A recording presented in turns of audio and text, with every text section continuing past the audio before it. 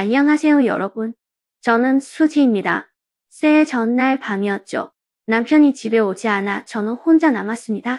심지어 한밤중에 역에서 데리러 오라고 전화까지 왔어요. 철민 삼촌이 이리까지 왔단다. 남편의 목소리가 전화에서 들렸어요. 아내, 역에서 데리러 와. 우리 집에 가자. 너무 늦었고 손님방 청소할 시간도 없으니 철민 삼촌은 우리 침실에서 주무세요. 철민 삼촌은 남편의 양아버지이지만 우리는 몇 년째 만나지 못했고 저는 삼촌을 잘 모릅니다. 삼촌이 침실에서 주무시는 건 괜찮지만 저는 어쩌죠? 정말 망설였어요.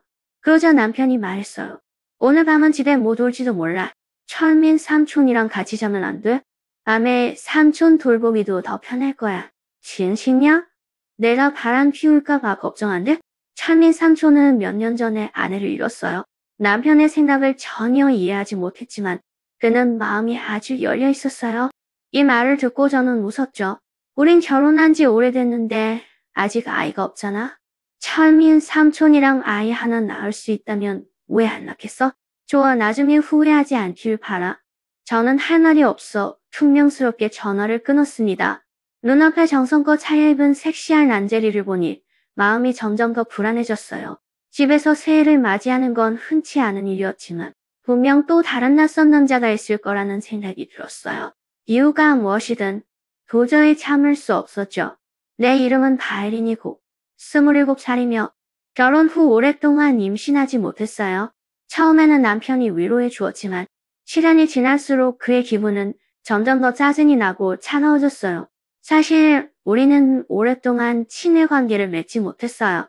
남편을 놀라게 하고 다시 관심을 불러일으키고 싶어서 해서냐 파티를 꼼꼼하게 계획했어요. 이를 위해 그의 특별한 취향을 만족시키려고 과감하고 노출이 심한 란제리뿐만 아니라 다양한 에로틱 장식과 소품까지 준비했습니다. 하지만 오늘 밤 그가 집에 오지 않을 줄 누가 알았겠어요? 남편이 밖에 다른 여자가 있는 게 아닐까 하는 의심까지 들었어요. 다른 여자와 함께할 예정이라 저와 새해 전야를 보내러 집에 오지 않을 거라고 생각했죠. 제 모든 준비가 헛수고였을까요?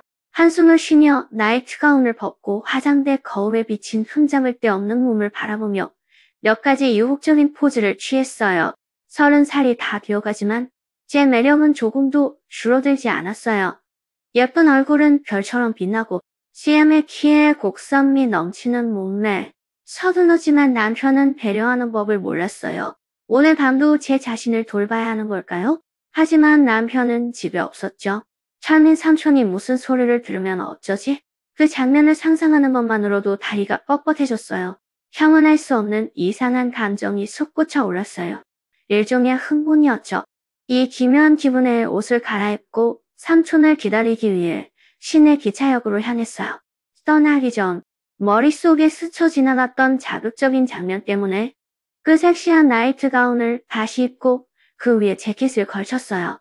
목선 사이로 검은 레이스 란제리가 어렴풋이 보였죠. 정말 고생 많이 했다. 한밤중에 이렇게 와줘서 왜 이렇게 늦게 왔어? 왜 꼭 와야 했니? 철민 삼촌은 시골에서 온 농부로 친절하셨어요. 나이가 많으시지만 근육질이고 남편보다도 힘이 세셨어요. 그 생각에 저는 황당한 생각을 했죠. 철민 삼촌이 오랫동안 홀로 지내셨다면, 정말 나와 함께 밤을 보내신다면, 그가 자신을 통제하지 못하고 억지로 다가온다면 어쩌지? 참을 수 없었어요. 머릿속이 쉴 새 없이 뒤섞였죠? 철민 삼촌이 조수석에 앉았어요. 삼촌의 시선이 끊임없이 나에게 쏠리는 게 느껴졌어요. 특히 내 길고 드러난 다리에 남편을 위해 특별히 준비한 섹시한 검은색 스타킹이었죠. 영어 글자가 적혀 있었어요. 너무나 불편했고 어떻게 해야 할지 알 수 없었어요. 갑자기 철민 삼촌이 내 다리를 뚫어져라 쳐다보며 물었어요. 딸아, 다리에 있는 게 뭐야? 너희 도시 여자들은 다 저런 글자가 적힌 검은색 스타킹을 신는 걸 좋아하잖아. 내 뺨이 붉게 달아올랐어요. 아무도 눈치채지 못한 것을 은근히 안 됐죠? 집에 도착하자마자 차를 세우고 철민 삼촌을 위해 문을 열어주려고 달려갔어요. 하지만 삼촌은 내리지 않았어요. 오히려 나를 이상하게 쳐다봤죠. 삼촌에게 차에서 내리라고 재촉하려는 순간 철민 삼촌이 손을 뻗어 시트를 만지고 코에 대고 냄새를 맡았어요. 삼촌, 머릿속이 하얗게 변했어요. 저는 멍하니 얼어붙었죠. 나달게 속옷을 안 입은 것을 속으로 후회했어요. 사람을 쫓아 코트 안에 속옷을 바로 꺼내 입었지만 잠옷은 너무 과하게 노출되어 아무것도 가릴 수 없었어요. 내가 어떻게 해야 할지 몰라 멍하니 서 있는 순간 철민 삼촌이 정신을 차렸어요. 자, 차에서 내려. 얘야, 정말 고생했구나. 땀 좀 봐. 저는 부끄럽고 창피해서 아무 말도 할 수 없었어요. 동시에 그래도 무사히 넘어왔다는 안도감도 들었죠. 하지만 땀이라고 해도 철민 삼촌은 굳이 그럴 필요가 없었어요. 그는 코에 대고 냄새를 맡으려고 했었죠. 형언할 수 없는 감정이 가슴에 맴돌았어요. 철민 삼촌은 정말 못 본 걸까? 아니면 바보인 척하는 걸까? 무거운 마음으로 철민 삼촌을 집 안으로 안냈어요. 벌써 새벽 2시가 넘었죠? 휴대폰이 진동했어요. 남편에게서 온 메시지였어요.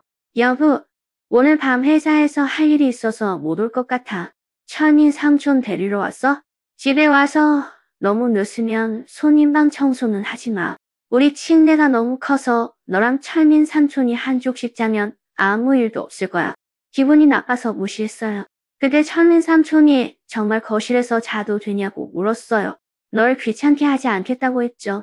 뭔가 아는 것 같았어요. 남편이 미리 말해줬나 봐요. 남편은 이미 나이도 지났고 당연히 이해가 없었죠. 다른 건 다 제쳐두고 내가 정리한 것들을 봐라. 아까 일찍 나가느라 정리할 시간도 없었잖아. 이제 와서 어떻게 들리겠니? 나중에 남편이 혼나더라도 상관없다고 생각했어요. 죄송해요. 철민 삼촌, 손님만이 정리가 안 돼서 너무 어수선해요. 담요는 가져다 드리겠지만 오늘 밤은 거실에서 지내셔야 해요. 밤에 뭐 필요하시면 제 방문을 두드리세요. 최선을 다해 도와드리겠습니다. 철민 삼촌은 아주 느긋하신 분이셨어요. 반대하지 않으셨어서 정말 마음이 놓였죠. 그날 밤 텅 빈 방은 쓸쓸했고 저는 잠이 오지 않아 뒤척였어요. 거실에서 노인의 희미한 코골이 소리를 들으며 다시 무정한 남편 생각이 나서 억울하게 한숨을 쉬고 사람을 찾았어요. 익숙한 진동에 얼굴이 붉어졌죠. 그때 갑자기 거실에서 희미한 소리가 들려와 나를 깜짝 놀라게 했어요. 숨을 참고 귀를 기울였지만 다행히 내 생각이었어요. 내가 문을 잠갔던 걸까? 문득 이런 생각이 들었죠. 어렴풋이 기억이 났어요. 문이 잠겨 있었어요. 하지만 너무 부끄러운 짓을 한 탓에 본능적으로 죄책감이 들었어요. 나도 확신이 없어서 다시 확인하려고 일어났지만 그 작은 물건이 바닥에 떨어진 걸 알아차리지 못했어요. 링링거리는 진동이 갑자기 강해졌어요. 저는 겁에 질려 필사적으로 그것을 집어들었죠. 문을 닫고 나니 심장이 쿵쾅거렸어요. 소리가 거실까지 전해진 것 같았어요. 철민 삼촌이 곤히 잠들지 못해서 내 방에서 진동하는 소리를 들었다면 어떨까? 삼촌은 경험이 많으니 바로 알겠죠? 생각할수록 죄책감이 커졌어요. 저는 문으로 살금살금 다가가 먼저 문이 잠겨있는지 확인했어요. 그런 다음 여전히 약간 걱정되어 조용히 문을 살짝 열었죠. 철민 삼촌이 아직 자고 있는지 궁금했어요. 다시 안으로 들어가려던 순간 갑자기 철민 삼촌의 목소리가 들었어요. 마치 잠꼬대하는 것 같았죠. 꿈속에서 그 이름을 부르는 것 같았어요. 분명 내 이름이었어요. 그 목소리에 저는 눈을 크게 떴고 걸음을 멈췄어요. 저는 걷잡을 수 없이 거실로 삼촌이 자고 있는 소파로 귀를 기울였어요. 수지야, 내 사랑. 그래, 바로 그래. 귀를 기울일수록 뭔가 이상하다는 생각이 들었어요. 얼굴이 붉어졌고 철민 삼촌이 아주 이상한 꿈을 꾸고 있는 것 같았죠. 하지만 삼촌을 억지로 깨울 수도 없었어요. 깊은 슬픔과 형언할 수 없는 공허함, 그리고 외로움이 밀려왔어요. 남편은 오늘 밤 집에 오지 않을 거예요. 밤은 길었고 저는 나 자신에게 의지해야 할 것 같았죠. 저는 나지막이 한숨을 쉬고 혼자 집안일을 처리하러 들어가려던 참이었어요. 그때 갑자기 뒤에서 커다란 손이 뻗어 나를 잡아당겼어요. 얘야, 정말 고생 많았어. 이제 내가 도와줄게. 삼촌, 뭐 하는 거야? 저는 필사적으로 버둥거리며 소리쳤어요. 철민 삼촌은 너무 강해서 순간 조금 아팠어요. 다 척하지 마. 깨나가 아들이 이미 말해줬잖아. 그렇지 않으면 왜 내가 이렇게 오랫동안 너를 찾으러 도시까지 오지 않았겠어? 왜 올해는 왔어? 이 말을 듣고 저는 완전히 어안이 벙벙해졌어요. 내가 더 이상 다투지 않자 철민 삼촌은 마음이 놓였어요. 올해도 임신이 안 되면 우리 아들이 꼭 이혼할 거야. 둘 다 병원에 가서 진찰받았잖아? 임신이 안 되는 게 네 문제가 아니라 정자질이 문제일지도 몰라. 아들이 안 되면 네가 할 수 있어. 저는 그를 비웃으며 노려보았어요. 이 노예는 일찍 과부가 되었는데 시골 고향에서 여러 과부들과 애매한 관계를 맺었다고 들었어요. 성적 욕구가 정말 강하다고 하더군요. 하지만 이런 건 받아들일 수 없었어요. 만약 제가 실제로 그런 일을 한다면 차라리 죽는 게 낫겠다고 생각했죠. 협조하든가 이혼하든가 둘 중 하나였어요. 아들 없이는 당신은 아무것도 아닙니다. 신중하게 생각해보는 게 좋겠습니다. 어쨌든 여기는 법이 지배하는 사회입니다. 강요하지도 않을 거고 범죄를 저지르고 싶지도 않습니다. 모든 희생은 아들을 위한 것이었고 오랜 세월 함께 나눠온 사람을 위한 것이었습니다. 노인은 확신에 찬 목소리로 말하며 분명히 저에게 다가갈 의도를 보였어요. 하지만 안도할 수 있었던 것은 그가 적어도 어느 정도는 이성적이라는 점이었어요. 강요하는 건 불법이라는 걸 알고 있었기 때문이죠. 먼저 놓아주세요. 저는 그를 노려보았고 그는 즉시 저를 놓아주었어요. 철민 삼촌의 본명은 이철민입니다. 원래는 그렇게 불리지 않았다고 들었어요. 그 별명은 그가 어렸을 때 마을의 한 할머니가 농담 삼아 지어준 것이었고 그는 그 별명을 진지하게 받아들여 이름을 바꾸었는데 분명 만족한 듯했어요. 결혼해 동안 남편은 항상 저를 이철민에게서 떼어놓으려고 했었어요. 아마도 우리 사이에 무슨 나쁜 일이 생길까봐 그랬던 것 같아요. 지난 몇 년 동안 우리는 고향에 거의 돌아가지 못했어요. 솔직히 말해서 저는 양아버지 철민을 전혀 모릅니다. 따라 아무것도 걱정하지 마. 솔직히 말해. 재훈이 내 아들이 아니야. 이 녀석은 몇 년 전 길가 쓰레기통에서 주워온 거야. 오랫동안 키웠는데 은혜도 모르는 놈이었어. 만약 그가 아이를 그렇게 간절히 원하지 않았다면 저에게 연락하지 않았을 거예요. 이미 생각해봤어요. 어쨌든 그는 여사를 만나고 있으니 당신이 붙잡을 게 아무것도 없잖아. 그 자식을 집에서 쫓겨나게 해줄게. 돈은 챙겨서 나랑 같이 시골로 돌아가서 살자. 겉보기에 정직해 보이는 시골 농부가 사실은 그렇게 정직하지 않았어요. 그의 이전 행동은 분명 내 정대심을 꺾으려는 행동이었을 거야. 어떻게 도와줄 수 있겠냐고 물었더니 이철민은 더욱 우쭐해졌어요. 벌써 사람을 보내서 조사하게 했어. 그 자식이 지금 회사 여자 비서랑 사귀고 있다고. 며칠째 매일 그 여자 집에 묵고 있다고? 그 비서가 다른 도시에서 일하는 남자친구가 있다고 들었어. 그 여자가 이 사실을 알고 있을지는 모르겠지만 아마 모를 거야. 이 말을 듣고 저는 분노했어요. 재훈이 정말 바람을 피웠어요. 당연하지. 당연하지. 그러니 걱정할 필요 없어. 그 자식이 먼저 바람을 피웠고 이제 너와 내가 함께하면 되는 거야. 각자 알아서 하면 돼. 아무 문제 없을 거야. 이철민이 말하면서 다시 손을 뻗어 나를 만졌어요. 소름이 돋고 공황 상태에 빠졌어요. 저는 그를 막으려고 소리쳤어요. 안 돼. 더 이상 가까이 오지 마. 이철민의 눈빛이 위험해지자 저는 그의 화를 돋우지 않으려고 말투를 누그러뜨렸어요. 적어도 지금은 안 돼. 서두르지 마. 내 말 들어. 지금 이러면 사람들이 뭐라고 할 말 없잖아? 그러면 재혼의 함정에 빠지고 나만 아무것도 남지 않게 되는 거야. 어떻게 해야 하죠? 이철민은 점점 초조해지는 게 분명했어요. 욕정은 사람을 미치게 만든다. 그게 바로 그들이 말하는 의미였어요. 이 시점에서 남자의 이성이나 지성이 얼마나 남았는지 가늠하기는 어려웠어요. 저는 부드럽게 설명하려 했었어요. 생각해봐. 만약 우리가 재혼에 불륜 증거를 정말로 찾아내서 그를 아무것도 남기지 않고 떠나게 할 수 있다면 재혼의 모든 재산은 내 것이 될 거야. 그러면 내 것은 자연스럽게 네 것이 되는 거야. 그러지 많지는 않잖아. 이철민의 눈에 함욕이 스쳤어요. 그는 황급히 저에게 물었어요. 저는 미소를 지으며 말했어요. 집 3채, 차 2대, 그리고 수십만 원의 저축, 반으로 나누자. 그게 마음에 안 들면 먼저 계약서에 서명할 수도 있어. 네 도움이 없으면 내 협조는. 그럴 순 없어. 생각해볼게. 이찬미는 초조한 표정으로 앞뒤로 서성이며 눈을 반짝이고 있었어요. 내 약속이 그를 유혹했던 게 분명했어요. 이렇게 많은 돈이면 나뿐만 아니라 TV에 나오는 예쁜 여배우들까지 누구든 마음에 들면 다 가질 수 있어. 1억만 원만 내면 원하는 사람을 만나볼 수 있다고. 마을의 사람들보다 더 재밌지 않아? 저는 계속해서 그를 꼬드겼어요.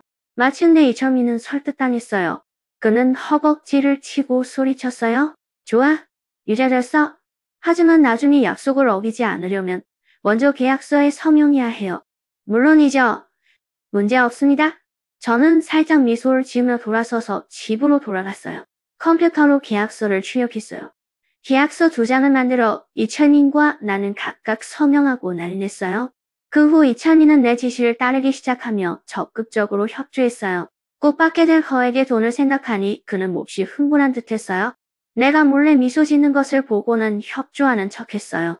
새벽 4시 45분, 저는 마음을 가다듬고 잠든 남편에게 전화를 걸었어요. 재훈이 나를 깨우더니 곧바로 큰 소리로 물어봤어요. 여보, 뭐 이렇게 늦게 전화해? 너한테 무슨 일이 생겼어? 남편, 빨리 돌아와. 네 아빠는 짐승이야. 너 몰라? 그는 계속 미루며 공개적으로 말하지 않으려 했어요. 그는 초조해하며 말했어요. 우리 아빠는 어디 있어? 너한테 무슨 끔찍한 짓이라도 한 거야? 저 늙은 놈. 저는 계속 울면서 고개를 저으며 아무 말도 하지 않았어요. 재호는 화가 난 듯 저를 재촉했어요. 아니, 두려워하지 마. 설령 내 아버지라 할지라도 감히 너에게 무슨 짓을 저지르더라도 그냥 넘어가게 두지 않을 거야. 자세히 말해봐. 어쨌든 나는 일부러 설명을 피했고 재호는 점점 더 흥분하며 고개를 긁적이더니 말했어요. 정말 어쩔 수 없으면 경찰에 신고하는 게 어때? 경찰이 오면 다 설명할 수 있어. 괜찮겠어? 저는 진심을 가장하며 말했어요. 걱정 마. 넌 내 아니야. 무슨 일이 있어도 널 버리지 않을 거야. 그때 재훈의 전화가 울렸어요. 전화를 보니 그 여자 비서가 걸어온 것이었어요. 재훈 오빠, 심각한 일이야. 내 남자친구가 우리 일을 알아냈어. 어떤 악당이 우리를 촬영해서 그에게 보냈어. 곧 돌아올 거야.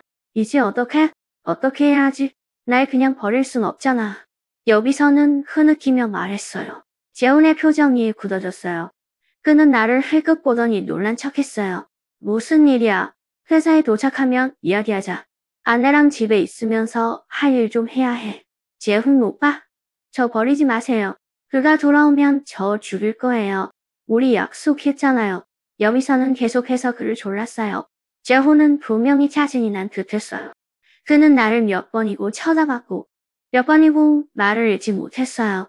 여보, 회사에 급한 일이 생겼어요. 갔다 오게. 저는 계속 울면서 그를 무시했어요. 재훈은 점점 더 불안해하며 앞뒤로 서성였어요. 아빠는 어디 계세요? 먼저 전화해보시는 게 어때요? 이야기해봅시다. 우리는 모두 가족입니다. 극복하지 못할 난관은 없습니다. 딱자 한 걸음 물러나기만 하면 되는 문제입니다. 한 걸음 물러나세요? 네 아빠가 바람을 피웠는데 네가 물러설 생각이 있다고? 저는 그가 엉뚱한 짓을 하는 것을 보며 비웃었어요. 재훈의 표정이 눈에 띄게 바뀌었어요. 놀라움과 간신히 감추어진 기쁨이 뒤섞인 표정이었어요. 뭐, 우리 아빠가 정말 너라? 진심이야? 그 늙은이 마을의 여자들을 다 망쳐놨잖아? 충분하지 않아. 심지어 그의 며느리까지. 저는 비웃으며 아무 말도 하지 않았어요. 재호는 재빨리 저를 위로했어요. 걱정 마. 다시 전화할게. 오늘 이 일을 명확히 해야 해. 저는 재훈의 전화를 기다리며 서 있었지만 몇 번이나 시도해도 연결이 되지 않았어요. 그는 눈에 띄게 불안해졌어요. 무슨 일이야? 아빠는 어디 있어? 왜 연결이 안 돼? 내가 어떻게 해야? 네 아빠지. 내 아빠가 아니야. 못 찾으면 엄마한테 물어봐. 저는 눈을 굴렸어요. 내 감각에 재우는 말문이 막혀 그 자리에 서서 아버지 이철민에게 연락하려고 몇 번이나 시도했지만 소용없었어요. 이런 상황이 정오까지 계속되었어요. 그때 문 두드리는 소리가 났어요. 재호는 문을 열려고 했지만 어리둥절해했어요. 문 앞에는 한 남자와 한 여자가 서 있었어요. 그 여자는 분명 그의 비서. 지민이었어요. 그녀는 정말 섹시한 외모를 가지고 있었지만 안타깝게도 문란하고 책임감이 없는 여자였어요. 그 남자는 말할 것도 없이 그녀의 남자친구 민호였어요. 두 사람은 문제를 일으키려고 그의 집에 찾아왔어요. 지민아, 왜 왔어? 여기 왜 왔어? 재호는 당황한 척했어요. 지민은 지금 흐느끼며 민호 뒤에 숨고 있었어요. 그 사람이야. 강제로 데려왔어. 회사에서 일을 시켜서 우리 집에 와서 업무 지도를 받으라고 했어. 내가 동의하지 않으면 해고하겠다고. 이 자식, 너인 줄 알았어. 민호가 고함을 지르며 앞으로 돌진해 재훈의 얼굴을 주먹으로 때렸어요. 재훈은 피하지 못하고 고통스러운 비명을 지르며 바닥에 쓰러져 일어나지 못했어요. 저는 몰래 흘끗 봤어요. 얼굴이 피투성이인 걸 보니 콧등을 맞았을 거라고 짐작했어요. 그 모습을 보고 뿌듯함이 밀려왔지만 그래도 침착한 척하며 그에게 다가갔다 좀 물었어요. 너희들은 누구야? 왜 날 이렇게 때리는 거야? 내 남편을 바람 피운다고? 말도 안 돼. 증거는 있어? 없으면 경찰 부르겠어. 불법 침입인데 감히 날 때리다니. 민호는 젊고 회사원이었어요. 화를 터뜨린 그는 곧 진정했어요. 내가 경찰에 신고하려는 걸 보고 그는 불안한 눈빛으로 지민을 바라보았어요. 증거가 있다고 했어? 증거는 어디 있어? 정말 날 체포해서 가둬야 하는 거야? 지민이 재빨리 소리쳤어요. 증거? 그래, 증거 있어. 경찰 부르지 마. 내가 그들은 몰래 영상을 촬영했어요. 이를 본 저는 속으로 비웃었어요. 그들은 절대 만만한 상대가 아니었어요. 심지어 이 커플이 이 모든 걸 계획하고 증거를 이용해 재혼을 협박하려 했을지도 모른다는 의심까지 들었어요. 하지만 그런 건 나한테 아무 상관도 없었어요. 증거는 어디 있어? 내 휴대폰으로 보내줘. 내가 직접 확인해 볼게. 나중에 법적 절차를 위해 증거를 보존하자. 라고 직접 제안했어요. 아니나 다를까. 젊은 커플은 별 생각 없이 몰래 촬영한 영상을 보내줬어요. 영상에는 재혼이 어린 소녀를 간단하는 모습이 선명하게 담겨 있었어요. 소녀는 발버둥 치며 도와달라고 울부짖었지만 재혼은 억지로 그녀를 제압했어요. 희미하게 들리는 말들은 더욱 음란했어요. 비며 이명 따위는 소용없어. 네 남자친구는 출장 중이야. 지금 집에 아무도 없어. 널 제때 구해내지 못했을 거야. 네가 힘들어하는 모습 보는 게 좋아. 남자친구한테 전화해보는 건 어때? 라이브 스트리밍 좋아하면. 그 영상은 한동안 나를 말문이 막히게 했어요. 멍투성이에 먹는 재호는 분노에 차 진인을 가리켰어요. 거짓말? 그날 제안한 건 당신이잖아. 짜릿한 게임을 하고 싶다고 했잖아. 이런 거 좋아하냐고까지 했잖아. 날 롤이라고 했어. 강요한 적 없어. 하지만 그가 뭐라고 하든 아무도 그의 말을 믿지 않았어요. 내 말을 믿어. 재혼이 울부짖으며 애원했지만 저는 아무 말도 하지 않았어요. 이제 증거가 있으니 더 이상 가장할 수 없었어요. 정말 지쳤어. 너희들 계속 싸우잖아. 알았어. 나가서 진정해야겠어. 더 이상 네 일에 관여하지 않을 거야. 그리고 재혼, 너한테 정말 실망했어. 널 내려주고 나서 변호사한테 연락하라고 할게. 이혼하자. 뭐? 안 돼. 이러면 안 돼. 재혼, 제가 잘못했어요. 용서해주세요. 재혼의 눈이 믿을 수 없다는 듯 커졌어요. 저는 그가 울부짖고 비명을 지르도록 내버려 두었지만 움직이지 않고 곧장 밖으로 나갔어요. 주택가 입구에 도착하자 오랫동안 기다리던 이철민이 보였어요. 그는 씩 웃으며 역겨운 미소를 지었어요. 다 됐어. 그러니 우리, 그가 나를 만지려고 할 때 저는 가만히 서 있었어요. 이철민은 내가 굴복하고 타협했다고 생각했지만 그가 오자 저는 다리로 치명타를 날렸어요. 재웅은 망가졌고 그의 명예는 훼손되었다. 네가 이걸로 괜찮을 거라고 생각하니? 이철민은 고통스럽게 바닥에 쓰러지며 나를 노려보았어요. 무슨 소리야? 너 이럴 거라고? 저는 그를 비웃었어요. 난 단지 누군가에게 네 마을을 조사하고 증거를 수집하라고 돈을 좀 썼을 뿐이야. 내가 아는 한 너와 불륜을 저지른 마을 여자들 중 진심인 사람은 단 한 명도 없었어. 돈 좀 주고 법정에서 너를 강간 혐의로 고소하면 뭐라고 할 거야? 저는 웃으며 이철민의 분노에 찬 울부짖음을 뒤로한 채 성큼성큼 걸어갔어요. 예, 되지 마. 이럴 수 없어. 어떻게 감히? 끔찍하게 죽을 거야. 안타깝게도 소용없었어요. 올해는 재혼뿐만 아니라 그의 아버지 처민까지 감옥에 가게 되었어요. 증거가 너무 많아 분노를 가라앉힐 수 없었죠. 저는 법정에 한 번만 갔어요. 예상대로 재혼은 아무것도 얻지 못한 채 떠났고 지민과 그녀의 남자친구 민호에게 강간 혐의로 기소되어 징역형을 선고받았어요. 하지만 바로 그날 오후 그의 아버지 이철민도 강간 혐의와 사기 혐의로 구속되었다는 소식을 들었어요. 저는 이 싸움에서 결정적으로 승리했어요. 그 악랄한 부자를 몰아냈을 뿐만 아니라 재혼의 재산까지 모두 물려받았죠. 갑작스러운 횡재였어요. 그제야 재혼에게 수백만 원짜리 빌라 2채와 고급 승용차 3대, 그리고 숨겨진 저축금까지 있다는 것을 알게 되었어요. 그는 내게 알리기를 두려워하며 숨겨왔던 거죠. 안타깝게도 사람은 계획하고 신은 처분한다는 말이 맞았어요. 이제야 비로소 마음이 놓였고 27살의 저는 혼자라도 풍요롭고 자유로운 삶을 살 수 있게 되었어요. 지난날의 아픔과 배신은 모두 과거로 남기고 이제는 자신을 위한 새로운 시작을 맞이하려 해요. 세상은 때로는 잔혹하지만 정의는 결국 이기게 되는 것 같아요.